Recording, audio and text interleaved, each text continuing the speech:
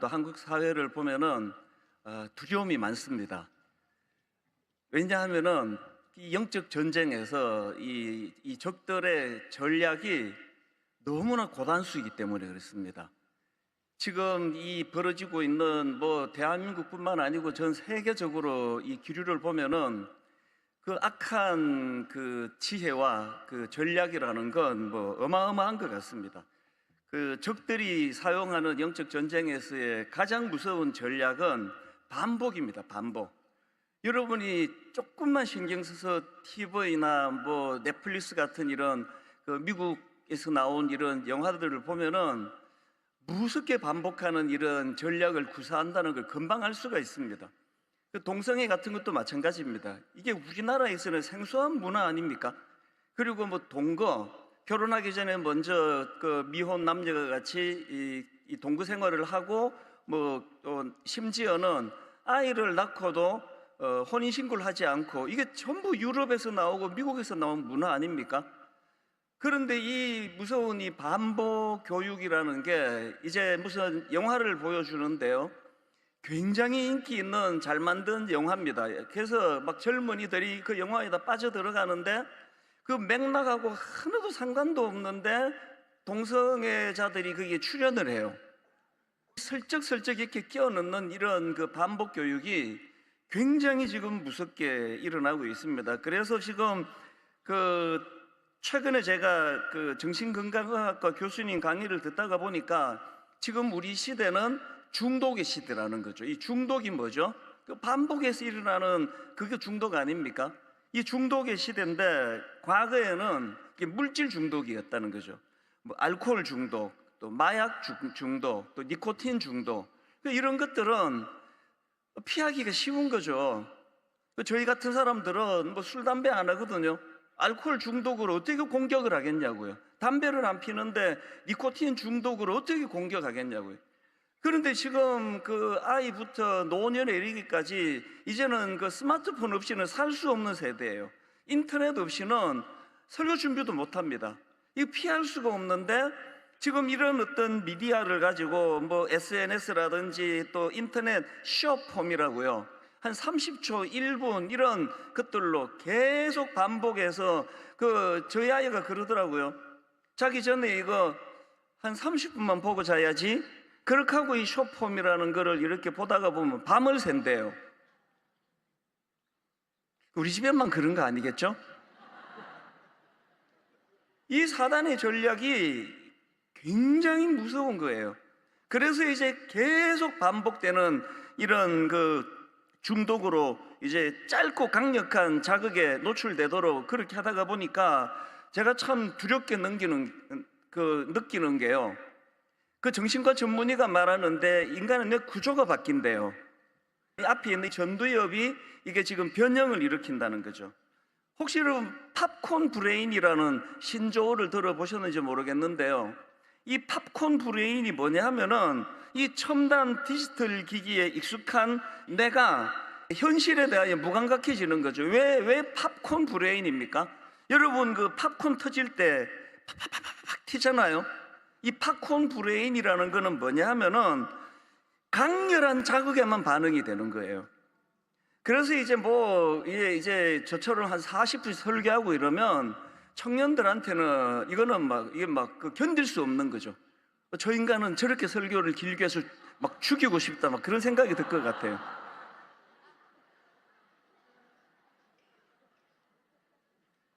이렇게 자극적인 말을 해야 또 이렇게 반응이 있거든요. 막 죽이고 싶고 그러니까 막 잠이 팍 깨고 그러잖아요. 지금 이 인간의 뇌가 이런 식으로 계속 이제 변화가 일어나니까요. 저도 20대 중후반 아이 셋을 기르는데요, 아침 일찍 일어나야 되는 이유 12가지 이렇게 하면 좋은 거 아무리 얘기해도 이게 통하지가 않은 게 뇌 구조가 바뀌었기 때문에, 이 저녁에 아무리 일찍 자고 일찍 일어나야 되고 이런 걸 아이들이 머리로 인식을 해도 이 뇌가 지금 이제 반응을 하지 않는 거거든요. 그러니까 막 교회에서 1시간 10분 찬양하고 또 눈 감고 또 기도하는 거 아닙니까? 답답해 죽을 것 같아요. 그리고 또 설교도 막 저처럼 길게 하고 이러면 이게 이 청년들에게는 이게 견딜 수가 없는 거거든요. 그래서 제가 두려움을 느끼는 거거든요. 제가 오늘 다니엘서를 본문으로 갖고 온 이유는 이 사단의 전략은 항상 같은 원리거든요. 여러분이 다 아시지만 다니엘서 1장에 보면은 이제 그 왕족과 귀족 출신의 그 자녀들, 이스라엘의 그 똑똑한 아이들, 이런 애들을 포로로 잡아와 가지고 그들에게 이제 바벨론의 학문과 언어를 가르치는데요, 바벨론이 가장 먼저 시도한 게 이름을 바꾸는 거였습니다. 그게 다니엘 1장 7절입니다. 황관장이 그들의 이름을 고쳐 다니엘은 벨드사살이라 하고, 하나냐는 사드락이라 하고, 미사엘은 메삭이라 하고, 아사랴는 아벳느고라 하였더라. 이 다니엘이라는 이름의 뜻은요, 하나님은 나의 심판자라는 뜻이에요. 근데 바벨론이 이 다니엘을 이름 어떻게 바꾸었나?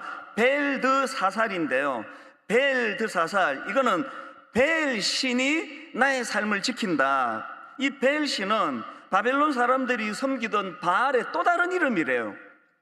왜 이름을 바꿨을까요? 제일 먼저 일본 사람들이 우리나라를 불법적으로 그렇게 강점하고 창씨개명을 왜 했을까요? 믿음의 가정에서 태어난 다니엘이 어릴 때부터 다니엘아, 뭐가 느껴집니까? 하나님은 너의 심판자셔.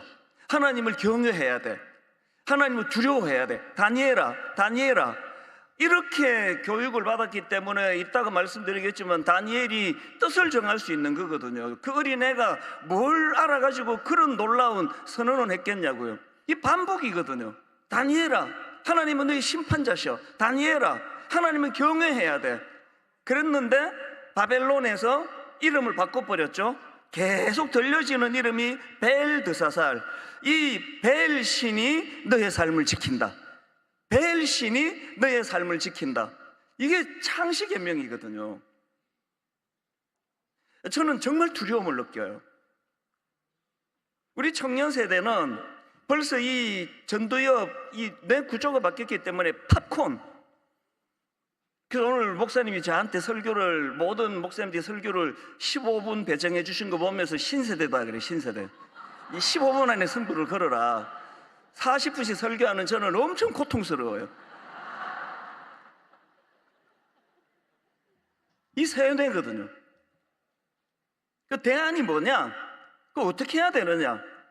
이 지금 막 전두엽이 다 바뀌고 도대체 이제 지금 벨드사살 이런 것들이 수없이 반복이 되는 이 시대에 제가 생각하는 유일한 대안은 이런 논리, 이론 이런 걸 다 파하는 복음의 능력이 나타나야 되는 거죠. 이런 인간적인 이론 이런 걸 다 뛰어넘는 복음의 능력이 나타나고, 그리고 아이들이 예배 드리러 왔는데 이해할 수 없는 그런 복음이 가져다 주는. 그래서 저는요, 시편 34편 8절에 나오는 너희는 여호와의 선하심을 맛보아 알지어다. 이거 말고는 대안이 없습니다.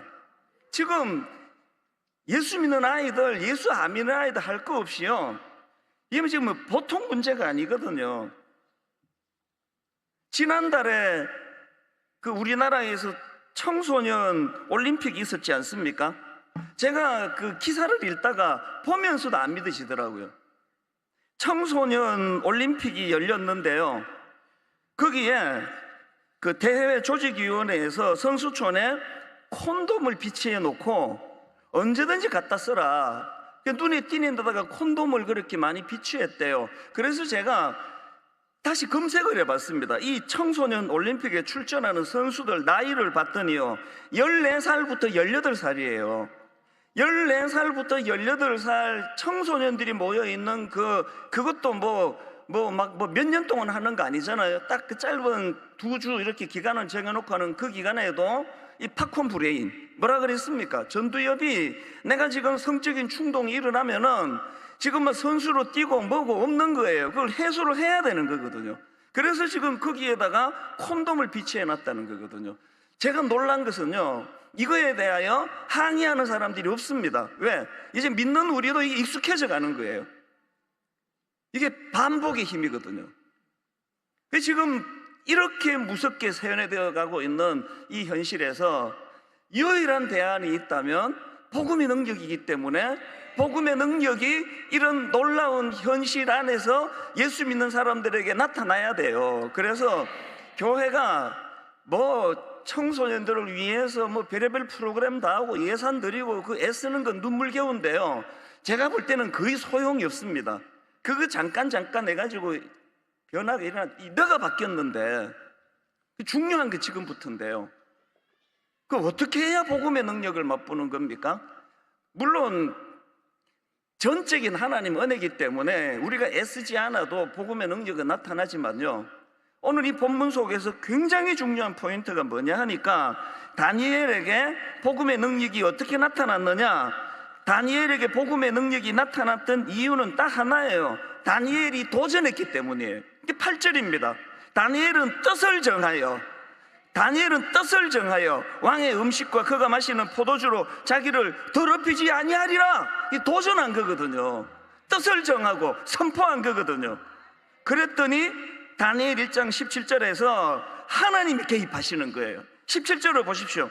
하나님이 이 내 소년에게 학문을 주시고 모든 서적을 깨닫게 하시고 지혜를 주셨으니 다니엘은 또 모든 환상과 꿈을 깨달아 알더라. 다니엘이 모든 환상과 꿈을 깨달아 알 수 있게 된 것은 그 끔찍한 포로 생활에 하나님이 개입하셨기 때문인데요, 하나님이 다니엘에게 개입할 수 있었던 것은 다니엘이 결단했기 때문이에요. 다니엘이 그 악한 바벨론에게 순응하지 않고 도전했기 때문이에요. 그 어린 다윗이 모든 정규 군사 훈련 받은 군인들이 부들부들 떨 때 다윗이 나가가지고 골리앗을 물리칠 수 있게 된 거 아닙니까? 그 물맷돌 하나 들고 5개 들고 나가가지고 그 나라를 구하는 일을 했는데, 다윗이 어린애가 어떻게 그런 놀라운 일을 하게 됐냐고요? 어떻게 그런 일을 하게 됐냐고요? 다윗이 도전했잖아요. 하나님의 이름을 조롱하는 것에 대하여 견딜 수 없어 하는, 오늘 여러분 여기 모여 우리 같이 기도하는데요, 교회가 할 일이 뭐냐? 이 시대에 역행하는, 이 시대를 거슬러 도전하는 그런 문화를 교회에서 만들어야 되는 생각합니다.